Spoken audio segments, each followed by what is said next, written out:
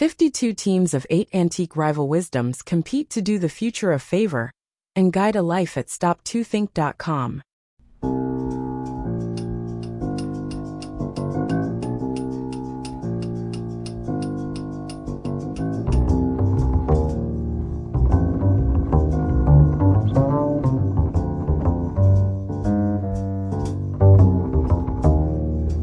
Team quote 40.1. Be always sure you are right. Then go ahead. Davy Crockett 1786 to 1836. This straightforward piece of advice from Davy Crockett reflects both his frontier wisdom and his personal philosophy.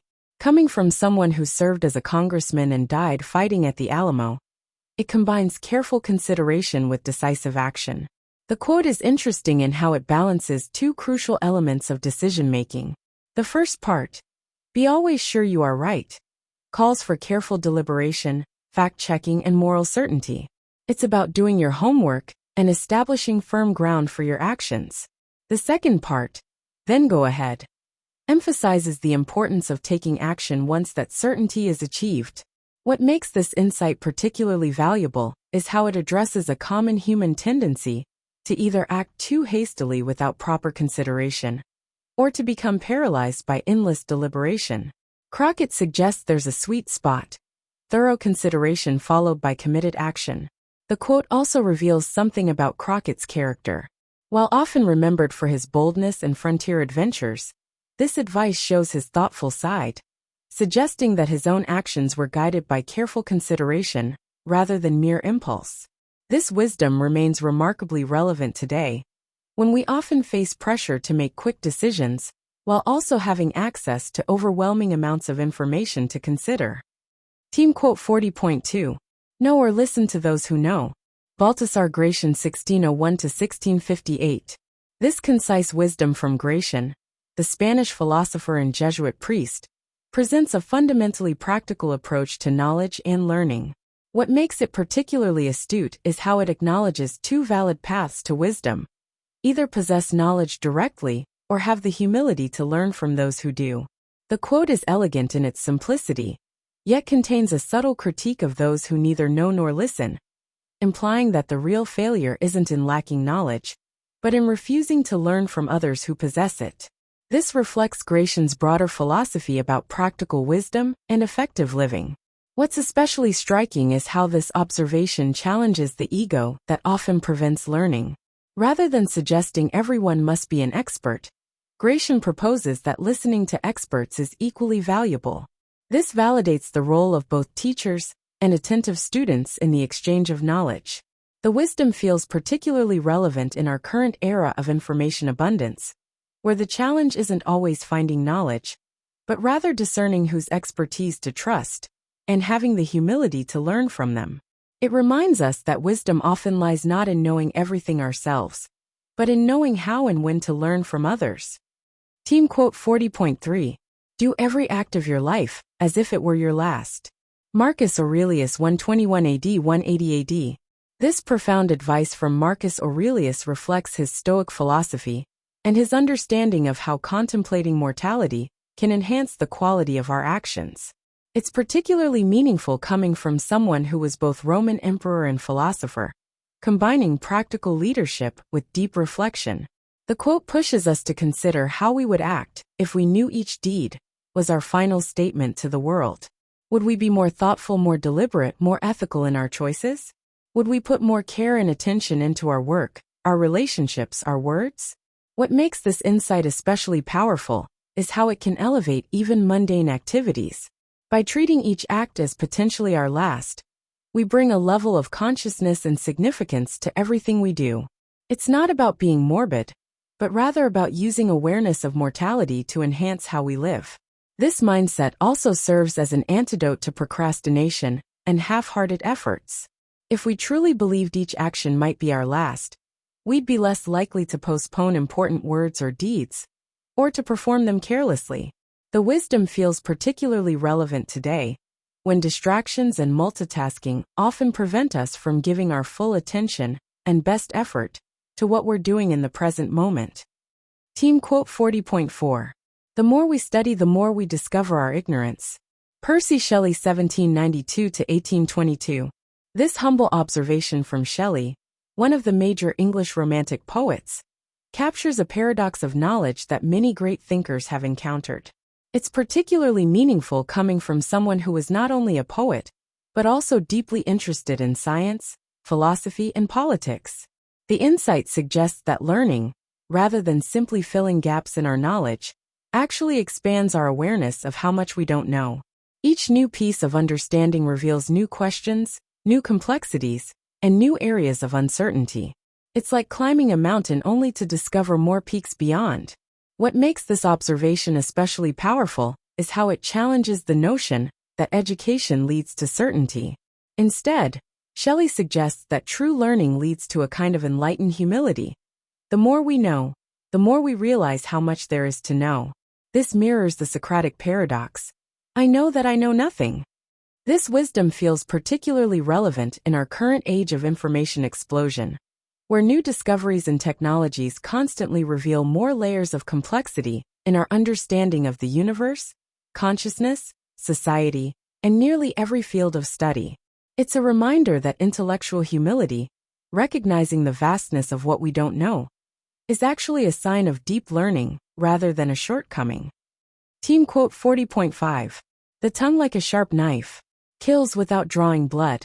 Buddha 567 BC, 484 BC. This powerful metaphor from Buddha captures the devastating potential of words to cause harm without physical violence. It's particularly meaningful coming from someone whose teachings emphasize mindful speech as part of the Noble Eightfold Path. The comparison of the tongue to a sharp knife is especially vivid. Just as a knife can cut cleanly and deeply, words can penetrate to the heart of a person's being.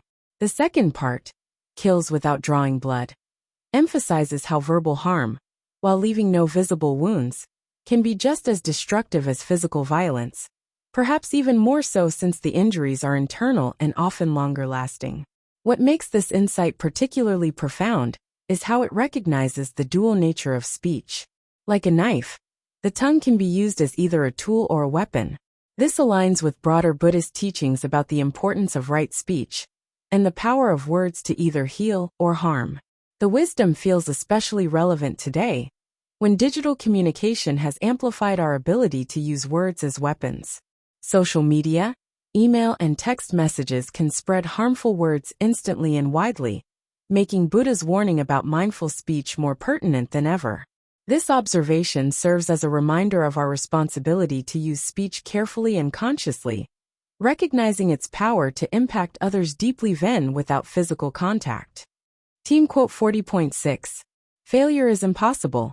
Susan B. Anthony 1820 to 1906. This bold declaration from Susan B. Anthony carries particular weight coming from someone who dedicated her life to the women's suffrage movement and faced constant opposition, criticism, and even arrest for her activism. The quote reflects both her unwavering determination and her long-term vision of social progress. What makes this statement especially powerful is its context. Anthony died 14 years before women finally gained the right to vote in the United States with the 19th Amendment. She worked tirelessly for a goal she would never personally see achieved, yet maintained absolute conviction in its eventual success. Her assertion that failure is impossible wasn't naive optimism, but rather a deep understanding that the arc of justice, while long, would ultimately bend toward equality. The quote also works on multiple levels. On a personal level, it suggests that persistence in the face of setbacks isn't really failure. It's part of the process of achieving significant change. On a broader social level, it implies that movements for fundamental human rights cannot ultimately fail, because they align with essential truths about human dignity and equality.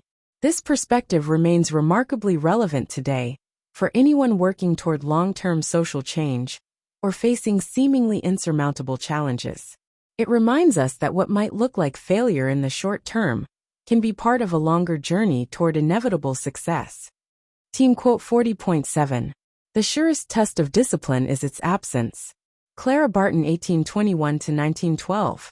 This insightful observation from Clara Barton, founder of the American Red Cross, reflects her deep understanding of human nature gained through organizing disaster relief and medical care during the Civil War and beyond. The quote is particularly clever in how it points out that discipline's true value becomes most apparent precisely when it's missing. Like many important foundations, discipline might be taken for granted when present, but its absence immediately reveals its crucial role. What makes this insight especially powerful is how it applies across so many contexts. In emergency response, Barton's specialty, the presence or absence of discipline could mean the difference between life and death. But it's equally relevant in personal habits, organizational management, or any sustained effort toward a goal. The observation has a particular resonance coming from someone who had to maintain discipline under extremely challenging circumstances. Barton's work required maintaining order and systematic approaches in the midst of chaos and disaster. She would have seen firsthand how quickly situations could deteriorate when discipline broke down. This wisdom remains remarkably relevant today, whether applied to personal self-discipline, organizational structure, or crisis management. It suggests that we often don't fully appreciate the value of discipline until we experience the consequences of its absence. Team quote 40.8. A majority is always better than the best repartee. Benjamin Disraeli 1804–1881. This wry observation from Disraeli reflects his deep understanding of parliamentary politics, gained through his experience as British Prime Minister.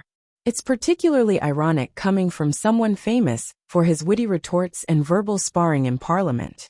The quote cleverly acknowledges that while a sharp comeback might win applause or admiration in debate, at the end of the day, having the votes is what truly matters in a democratic system. Disraeli, known for his quick wit and cutting remarks, particularly in his exchanges with political rival William Gladstone, was nonetheless pragmatic enough to recognize that winning arguments isn't the same as winning votes. What makes this insight especially pointed is how it contrasts style with substance in political reality. It suggests that while rhetorical brilliance might be personally satisfying, or even memorable, practical political success ultimately comes down to numbers. This reflects Disraeli's practical understanding of power and governance, despite his own gift for verbal dexterity. The wisdom remains remarkably relevant today, when political discourse often seems to prioritize clever soundbites and memorable zingers over the harder work of building majority support. It reminds us that in democratic systems, substantive victory ultimately requires numbers, not just notable quotes. And to help raise school test scores and confidence with free easy extra advantage math, spelling and reading workbooks you can download for free at stop2think.com or buy at educationstopshate.com. Free easy math wisdom workbooks with octa repetition to grow math self-confidence.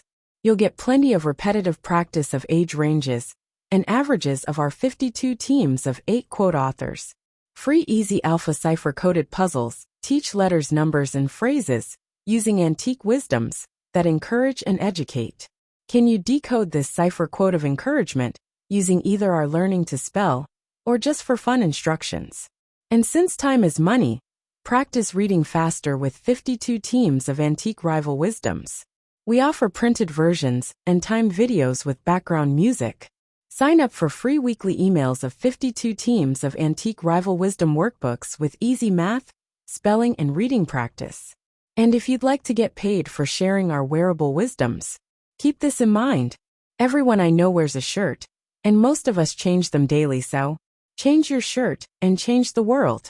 Social equalities are blatantly subliminal antique positive wisdoms repetitively shared without saying a word. This applies to all our wearable shareable wisdoms, like pretty witty baby onesies and pretty witty kids. Youthful truths let your kids gain confidence, sharing antique wisdoms with their friends. Imagine them sharing words of wisdom with classmates and teachers. I think, therefore I think tees I wear is a super easy way to share words of wisdom. With wearable wisdoms to fit babies, kids, and adults, you can clothe a whole family, city, or state. So do the future a favor by encouraging, educating, and entertaining with words of wisdom.